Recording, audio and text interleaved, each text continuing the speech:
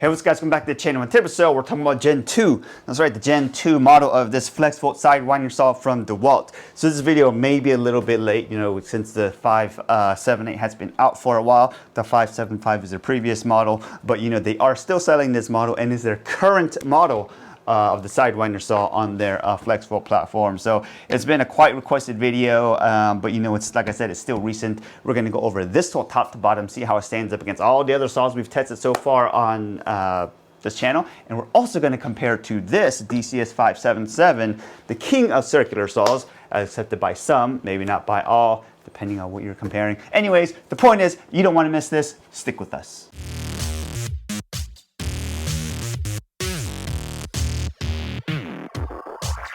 Alright you guys, so not too long ago, maybe 1 or 2 years ago, DeWALT released this model. This model right here is a DCS578, and this is the Gen 2 model of their sidewinder saw on their Flexvolt platform. If you don't know what the Flexvolt platform is, it's their 60 volt max platform that has batteries that you can use on their 20 volt max platform, but you cannot use 20 volt max on these tools, so it's backwards compatible. So they not too long ago released that Flexvolt lineup, or that model, generation, platform, whatever you want to call it, and then when they did release that, they obviously released a circular saw on that platform, which was the DCS575. That was the Gen 1. We did have that one. We got it initially right when it launched. We used it for quite a bit, and our opinions were it just seemed like it was overhyped, overpriced, over heavy, and it just didn't make sense to have a battery that big on the 60 volt max platform that didn't have the or the performance to kind of match what you think it should have, right? So we got rid of it not too shortly afterwards, and then we just haven't been using a sidewinder saw anyways, but because we use rear-handed saws. But anyways, this one right here is the Gen 2 model, and they say they made a lot of upgrades, it had a lot more power and stuff like that. So let's go look at the marketing hype and see what it says, and then we'll bring you in closer and take a better look at it. So this right here is a DCS578, one of the most powerful tools. Just got better with the 60 volt max 7¼ inch circular saw with the electric brake. It has up to 47% more power than the DCS575 60 volt circular saw, which is their generation 1 model, and with 2,456 unit watts out. With a no load speed of 5,800 RPMs, this saw delivers the power of a corded circular saw with the portability and convenience of cordless technology through revolutionary DeWALT Flexvolt technology. This is a 7¼ inch saw, and it features a maximum depth of cut at 2 9/16 at 90 degrees. It has a maximum bevel capacity up to 57 degrees with positive bevel stops at 22.5 and 45 degrees. It has electric brake that stops the blade immediately as the trigger is released, and it has an integrated LED light for visibility and cut accuracy. It has a rafter hook for easy hang up and storage. You can buy this as a tool only or a kit. If you buy it as a kit, it is the DCS578 X1, which includes a 9 amp hour Flexvolt battery, which really means it's a 3 amp hour battery and Flexvolt tools. And this saw is considered what they call a sidewinder with a direct drive. Maximum cut depth at 45 degrees is roughly around 2 inches, okay? All right, so let's go over some of the stuff real quick so we can get to the actual comparison stuff, right? So if you use DeWALT tools, this is going to be pretty much exactly the same. If you use the DeWALT DCS575, it's almost exactly the same, okay? But all this black stuff here is rubber overmolded. This right here is obviously the business part of the saw. It has this, standard blade guard, which is made out of metal, even though the part that kind of holds the blade guard is actually made out of plastic. So that's important to note, because some people are going to think that it's entirely made out of metal, even though it's really the critical part is actually plastic. But since people put the tool down a lot like this, having the part that actually touches ground or whatever you put it on being metal helps a little bit, even though there's plastic involved. Anyways, DeWALT says it's guaranteed tough, right, with their 3-year warranty and all that kind of stuff. So that's what's going on. On here it will actually say this side out where that washer nut bolt is. That's interesting, mainly because I can't imagine too many people putting this on backwards, okay? Yes, it will fit on backwards, but if you change circular saw blades, or if you use circular saws, just muscle memory or just by looking at it that it only goes on that way, okay? So anyways, it's got a rubber over stop right here to prevent this. It tells you it has electric brake, and obviously it spins this way. This one right here says 60 volt max, as you could imagine. And there is a dust port right here, which looks like you can attach an optional accessory to suck the dust out in case you wanted to for dust management. We don't have that. They did not include it, even though we did buy this as a kit. And we did buy this. Nobody sent this to us. It's not sponsored, anything like that. We did buy their own monies. So it's not included even if you bought it as a kit. So just note that, okay? As you can already see here, let's go ahead and say this right here is where the rafter hook is. It's a pretty slim rafter hook. You can easily fit like 2x material in there, but anything bigger than that's really not gonna fit. We really do appreciate on other saws that have the really big rafter hooks, but I guess I'm assuming if you're doing a lot of framing, you're probably rear handle anyway, so the rear handle one has a big one. We'll get to that in a second. This part right here is black overmode, like we mentioned, has an ambidextrous safety lock right here, which you can use as trigger. But if you were blind and you use DeWALT tools a lot and you put your hand on this, you would know this is a DeWALT tool. That ergonomics is pretty spot on, as you know, for a DeWALT tool. Going on to here, this is where the bevel stop lever locking mechanism is. It's easy. If you use DeWALT tools, it's pretty standard. So, you know, unlock it this way. You can easily bevel. It has a positive stop. Look at that. I can let go of it right there, and it will stop right there. And it will stop right there, and it will all go all the way right there. So it is pretty simple. It does work pretty well. I did notice on other DeWALT tools that we have used quite a bit for bevel stop, after a lot of bevel usage and stuff, it won't be as positive, the stop, but it will still give you that positive stop. So that's important to note. It will, you know, eventually the positiveness or the stiffness of it will wear out as you will, you know, use it, wear and tear it, or you know, build it up or break it in, but it does fit in pretty well, or still continues to work as you expect. This right here is where the sight lines would be, depending on if you're cutting 90 or 45, you know, but I personally don't use that, so you know, can't really speak to it too much, but I know it is right there in case you did want to use that. Right here obviously is where the big handle is. If you do use two hands, some cases you do want to use two hands, so you know, you want to use two hands like that. This right here is where the spindle lock is, pretty standard, and there is an LED light right here. Not sure how well it's going to come out on video right here. LED light that does light up, and right here is where air will blow out from the motor when the motor is in motion or in action, right? So as it blows out, it will blow this area clean a little bit, so you can kind of see what material and stuff that you're cutting, but just did want to point that out because this is where the air comes from. Moving around this side right here, this right here looks like where you would put a fence. It does not include the wing bolt on the tool, unlike some tools do. But the wing bolt, I'm assuming, comes when you buy the fence, rip fence for this. Sometimes you can buy aftermarket or third-party fences that come with, you know, dual attachments and stuff like that. But just want to note, you do not get the wing bolt there. This part right here is rubber, so in case you did want to put it on this side, it doesn't mar up stuff or doesn't slip off too much. And this right here is where the depth adjustment guide is. It's pretty simple, straightforward. It is really positive. It's really not stiff, but you can tell it's definitely built heavy duty, as you would expect from something like DeWALT, and it works, you know, pretty well. It stays in there pretty okay. We don't really haven't used it in terms of like beveling it up and down too much for this, but even though the other tools that we have, like the Flexvolt Advantage one, and especially the DCS577, the rear handle one, no matter how much we've used it or dropped it or whatnot, this works in pretty fine. No issues there, okay?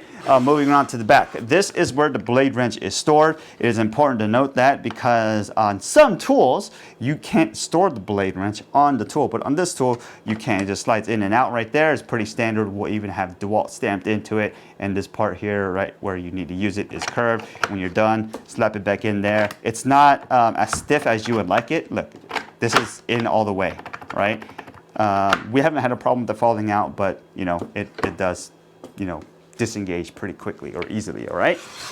So you can imagine that's what's really going on with this tool. So let's go ahead and bring out the DCS577, which is the rear handle version circular saw on the Flexvolt platform. And let's go take a look at some of the slight differences, okay?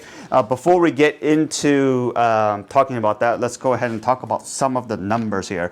So DeWALT rates this tool, the DCS578, I think it was like 2,465 unit watts out, which is interesting. And then on the DCS577, if you look at the specs or whatever on the DeWALT website, is rated at, I think it was like 2,400 max watts out. So they are different measurements of watts out, or power as DeWALT calls it. It's different than, you know, other companies, because other companies don't seem to use max watts out or unit watts out or whatnot. But initially going into it, when I picked the saw up using it, I initially thought, well, this saw should feel almost exactly the same in terms of power as the DCS577, and it's very close to DCS577, but it's a little bit different, and we'll talk about that when we get to the performance testing, okay?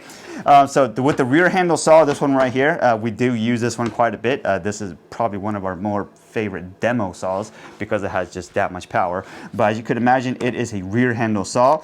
This part right here on this saw is plastic, whereas on this saw right here, it is metal. And then on this rear handle saw, you can see right here, it even has like a slight ruler stamped into this magnesium base. Whereas on this saw right here, DCS578, there is no measurement markings or anything like that at all on this entire base, as you can imagine. It's just a clean base, right, with nothing on it, right? There's not a single, I can't imagine even a single, I don't think I see a single anything stamped in here at all. It's completely blank and completely flat.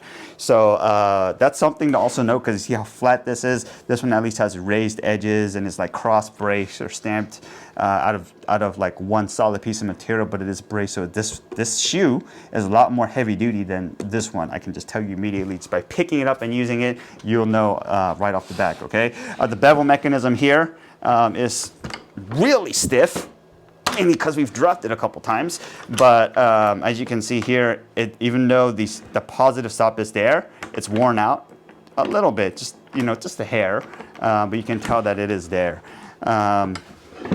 So this right here has a dust port chute. We just keep it on here sometimes, because sometimes we're using it inside, and you know, it is nice to get the dust sucked out of there. But one thing I noticed about this saw is that when we do like to use it inside, sometimes you really want to take a piece of duct tape and just cover this up. That way all the suction can actually be pulled through here and not through here, because sometimes even with the dust attachment, it will come through there. All right. The other thing to note is that on this part right here with the DCS578, this part, the depth adjustment mechanism is plastic, whereas on this one, the depth adjustment mechanism is a piece of metal here, right? So as you can see here, come on,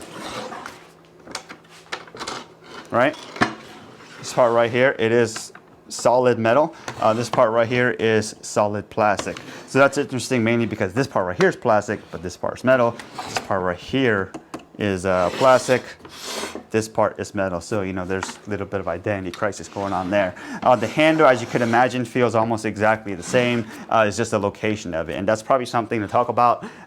So for myself personally, am more preferred to a rear handle style saw. Rear handle style saw means you're holding it back here, and when you're pushing it forward, most of your action or your energy is spent pushing it forward, okay? With a top handle saw or a sidewinder style saw, your handle, the angle of your hand grip is more like this. So even if, yes, your mind or focus is going to be on pushing it forward, there's going to be some of that energy or whatnot that you may not even be conscious of that is pushing it down a little bit, okay? That is one thing I noticed when I did switch over to using this saw from a rear handle style saw a couple weeks ago when we were testing it out. Just something to be more aware of, but you know, if you're just more used to one or the other, it's just what it is, but you know, don't mind that. Sorry about the beat. We're charging a bunch of Metabo HPT batteries. We were using their SDS Max earlier. Small demo job, but and sorry about the droning of the beeps and the chargers going on in the background. So that's something to note. You know, don't pay too much attention to that. I'm just letting you know because you know that's something that I noticed, right? So looking at the motor size here, you can look at it here, and the motor size on this one is a lot closer to the motor size on the DCS578 or 577. They are pretty similar, even though the spec ratings are just a hair different, okay?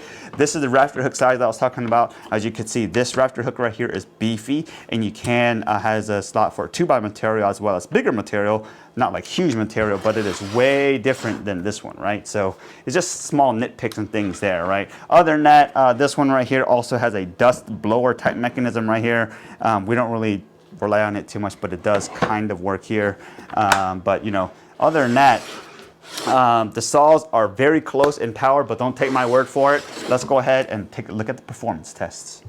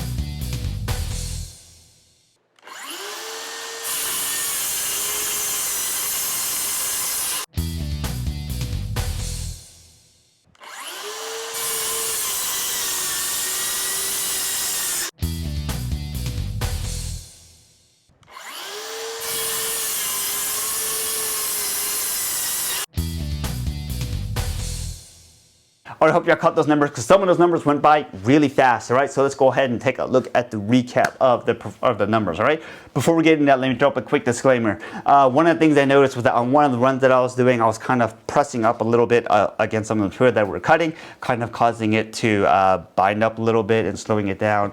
So we did not include that run on the numbers. What we ended up doing was we just ran another run and just used that number. Okay, so there is that. There's one more run that the saw kind of went through versus all the other saws that we've tested. Also, as I mentioned earlier, one of the things I noticed about when using this saw, not only during this testing but off-site or off-camera usage, was that because I'm so used to using a rear handle saw, which is back here, and your motion is pretty much only to push it forward. When using a top handle motion, I felt sometimes they were pressing it downwards a little bit and also pressing it forward. So that's just something to be conscious of. Maybe that impacted numbers or whatnot, but I tried not to make that impact the numbers. It's just, sometimes your muscle memory is just, just pushing a rear handle saw. So just keep that mess in mind. All right, so let's go take a look at what numbers say. So we ran this DCS578 saw first with a 2 amp hour Flexvolt battery, which is a 6 amp hour battery, but 2 amp hours in Flexvolt tool. The 3 runs on average came out to 3.41 seconds. It was actually really tight groupings, 3.4, 3.4, and 3.43. So that was pretty consistent there. With the triple stack performance test, it was a little bit more ranging, or had a little bit more range, 5.45, 6.30, and 5.18, which is an average of 5.64 seconds, all right? So this tool, the DCS578 with a 6 amp hour Flexvolt battery, comes in weighing a whopping 10.69 pounds. It's, it's not a light tool, okay? Then we ran the tool with a 9 amp hour Flexvolt battery. So with 9 amp hour Flexvolt battery on the double stack performance test, the average comes out to about 2.86. Pretty relatively close groupings, 2.9, 2.7, and 2.9. On the triple stack test, it was also pretty close, 4.9, 4.78, and 4.62, average of 4.78. So this tool with the 9 amp hour battery comes in weighing at a little bit more, around 0.57 pounds. Sorry, I had a brain freeze there. Then let's go take a look at what the total performance numbers are. How do we get that? We take the sum of the averages of the tests, right? Just a quick recap on the test since it's been a while. The tests are pretty much, we just take OSB, subfloor OSB, which is a lot more dense, a lot more controlled. This is the LP top notch 350, 23 30 seconds, and double stack is 2, and triple stack is 3, obviously. So that stuff is pretty controlled. So the performance number for the 6 amp hour Flexvolt battery comes in at 9.05, which puts it in BAM right around 13th place. Actually, I believe it's 14th place, right behind the Milwaukee 2732, which is the M18 fuel with a 6 amp hour high output battery, which had 8.95. But right in front of the Flex, which is FX2141R, the rear handle saw using an 8 amp hour battery. Okay, that's a 24 volt cell. And then the DCS578 with a 9 amp hour battery had a total performance score of 7.63, which puts it in 5th place, right behind the Makita GSR01 XGT, which is a 40 volt max saw with a 4 amp hour battery, which had 6.76. But right in front of the DCS577, which is the rear handle Flexvolt saw, which had a score of 7.66. Okay, so all right, we're literally talking about hairs of numbers here, and all of those numbers right there are pretty much in the margin of error. So just keep that stuff in mind. All right. So right around 5th place and 14th place. So that's what we're talking about. So, don't get hung up on numbers too much without taking what I'm about to say into account, all right? So let's go take a look at the top, few saws on the leaderboard. The first one right here is the DCS577, which with the 9 amp hour battery. That one has a no load RPM speed of 5,800 RPMs, and the Flex 2141R with a 10 amp hour battery has a no load, or that saw or whatnot has a rated no load RPM speed of 6,200. And the Makita GSR01, which is the 40 volt max XGT saw, has a no load speed of 6,400 RPMs. That I believe is the fastest spinning saw on at least spec wise that we've tested so far. The DeWALT saws, the DCS578 and the DCS577, only have a no load RPM speed of 5,800 RPMs. Okay, so if you look at the top, I don't know, 6, 7, 5 or whatnot saws on the leaderboard, or even the top 10 or whatnot, I guess. The DeWALT saws that are on the leaderboard on the top few spots are only 5,800 RPM. The only saws that are the only saws that are on the leaderboard even close to them or in ranging with them are at a higher RPM speed, 62 and 6,400. Okay, so that's also something to keep in mind. And then let's go now take a look at what the weight of the tools comes in, right? Because if you're using a tool all day or a lot, that kind of stuff, comes into a factor here. So with the rear handle DeWALT DCS577, that saw with a 9 amp hour battery, the first spot on the leaderboard, it weighs at a whopping 14.32 pounds. That is a heavy saw, okay? You know what they say, with a lot of speed and cutting performance comes with a lot of weight. Actually, nobody ever says that, but just keep that mess in mind. The second place, which is the Flex 2141R with a 10 amp hour stacked lithium battery, weighs at a whopping 13.55 pounds. And then the Makita GSR01 with a 4 amp hour 40 volt max tool for 4 amp hour battery comes in weighing at a whopping 12.01 pounds. Okay, so that's also pretty heavy, but lighter than the rest. And then we're talking about the DCS578. So this DCS578 with a 9 amp hour battery weighs at a whopping 11.57 pounds. Okay, that's, let's say, almost close to about the weight of the GSR01, the Makita saw. So give or take 0.5, half a pound or whatnot, but it's pretty close. So if you do look at that, also this saw, the DeWALT DCS578 with a 9 amp hour battery, is the fastest cutting sidewinder style saw we have on this leaderboard. The other faster ones, or is the fastest one. So then right behind it is the Flex sidewinder, which is the FX2141, and then the Makita I forgot what generation it is, but the 2732, which is the M18 fuel using a 12 amp hour high output battery, right? So that's what's really going on here with the numbers. Okay, so Let's go ahead and close this video. What can we say about this tool? We did buy this tool. Nobody sent this to us. I don't know if we mentioned this before, but it's not a sponsored video. We've had this tool for quite a bit, okay? Another thing that I would do want to throw up as a disclaimer, as I've been using it, besides, just pushing it around and top handle side or rear handle, is that every once in a while when I'm using the saw, I feel like I can push it faster, but for some reason the saw doesn't feel like it can go faster. I know that sounds really confusing, but for some reason it feels like it needs to go faster, but it can't, and I don't really know what the deal with that is. So one of the things we did was we did change the blade. We tried a Diablo blade, and there was some other, a Bosch blade that we tried, and even the DeWALT blade. It just feels like it can go faster. So I don't think it's a blade issue. Maybe there's something wrong with this particular saw, or like the one that I have. I don't know. Maybe we'll have to see if we can get another saw and try it out and see what the numbers come out to be. But I feel like it should have went just a little bit faster or hair faster, but it didn't. So there is that. Also, it kind of feels, and this is probably just a me problem, that it binds up just a little bit more than the other saws would, where I feel like it shouldn't be binding up, or maybe I'm just used to a different saw. But only way to really test that is just get another saw, right? Another one, the same saw, and see how that goes. So we'll just have to test that sometime in the future. So other than that, what can we say? This is a great tool. It's a pretty standard DeWALT tool. If you use DeWALT top handle sidewinder style saws, it pretty much feels exactly like the 20-volt saw, or even like the Flexvolt Advantage or Power Detector, whatever they call that stuff. Feeling wise, it is a little bit heavier because obviously it's a 60-volt motor and it provides more power. So in terms of performance, yes, it's probably far above that, as you can see on the leaderboard, right? So would I go out and buy this saw again?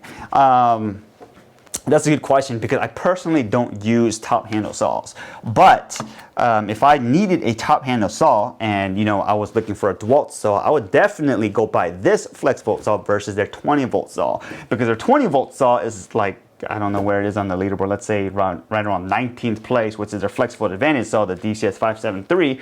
It was around 19th place using this Flexvolt tool battery, right? So if you buy the Flexvolt saw, you can use these batteries, and unfortunately you can't use the 20-volt batteries, but you can use the batteries you have for this saw and other tools. So if I was going to look for a sidewinder style saw on the DeWALT platform, I would definitely get this saw.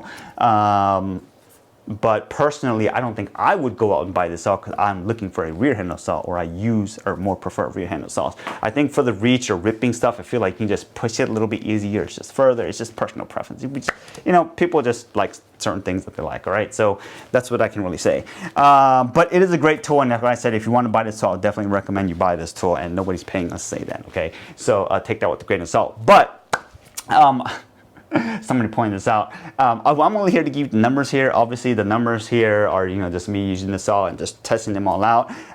And yes, some of the saws are obviously faster than the other saws, but nobody working or doing good work is going to be trying to cut the fastest as they possibly can with the saw, before it like thermals or cuts out, right? Because people usually don't work like that, or at least I don't hope people work like that. If you work like that, you're probably in like production building or framing or something like that. But a lot of people like to just do good work, do a good quality cut, build good stuff, right? So that's what we're here to do. So I'm just giving you the numbers. You can take that into account, whatever you need to do. Like I said in all the videos, just do good work, be proud of the work that you do. That's all we can really say. If you have any questions like that, let me know. Otherwise, have a great day, and then we'll see you guys next time.